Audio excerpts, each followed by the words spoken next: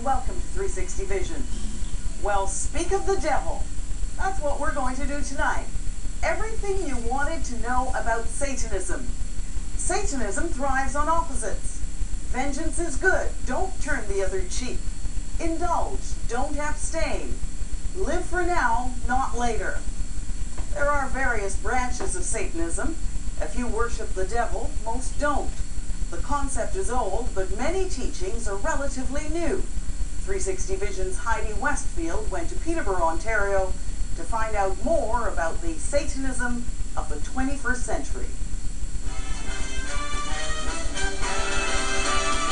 A kiss on the hand may be quite continental, but diamonds are a girl's best friend. It's a lounge act, something called punk burlesque. The dancers are volunteers raising money for charity. Philanthropy tightly wrapped in leather. TALA de Sade is 18. She is officially changing her name in honor of the notorious Marquis de Sade, who would have approved of this stage show. What she wears here is pretty much what she wears at home. TALA is a proud Satanist.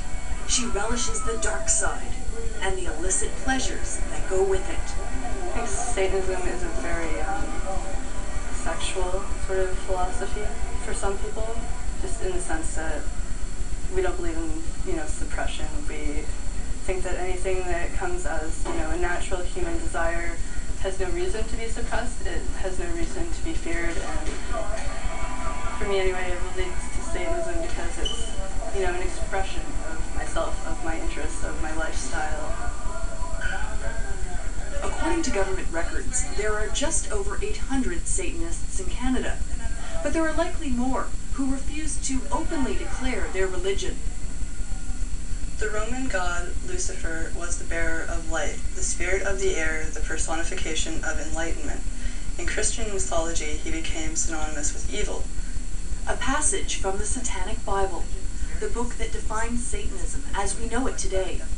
It was published in 1969 by the religion's Black Pope, Anton LaVey. I think that essentially the Satanic Bible is the foundation of a very honest and truthful and logical and, I guess, indulgent way of living. I think what LaVey has done is gone and put together something that has existed as long as humans have, and worded it in a way that makes sense to people. Satanism has been around for centuries. There are reports of black masses and rituals that date back to the 1700s and 1800s. But Satanism as we know it now is actually quite recent and far more mundane. It began in the 1960s, in the age of peace and love. It offered an environment in where they could play out a lot of the activities that normally they wouldn't do, and to find themselves. So it was a catharsis for a lot of people. Many people would come into church, discover some hidden tastes or sexual drives that they wouldn't want to admit, but in this environment, in an intimate setting, they're able to come to terms with these things. So in a sense, Anton LaVey was almost like the devil's psychiatrist. In 1966, LaVey founded the Church of Satan. At its peak, it attracted more than 50,000 followers, including actors like Jane Mansfield and other celebrities. Another person that used to show up at the church was Sammy Davis Jr. And in fact, Sammy Davis Jr.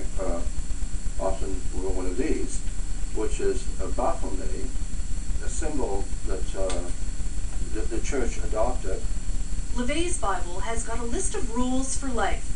Rules that challenge the Christian 10 Commandments. Satan represents vengeance instead of turning the other cheek. Satan represents all of the so-called sins, as they all lead to physical, mental, or emotional gratification. Satan represents indulgence instead of abstinence.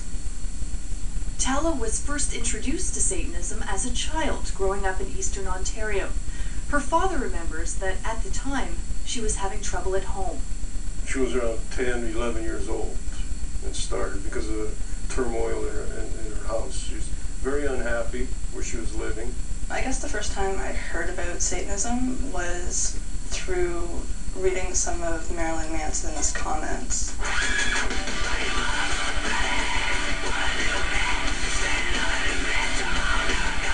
Manson is a rock star who's come out in support of LaVey's ideas, a surly icon of the Satanic Church.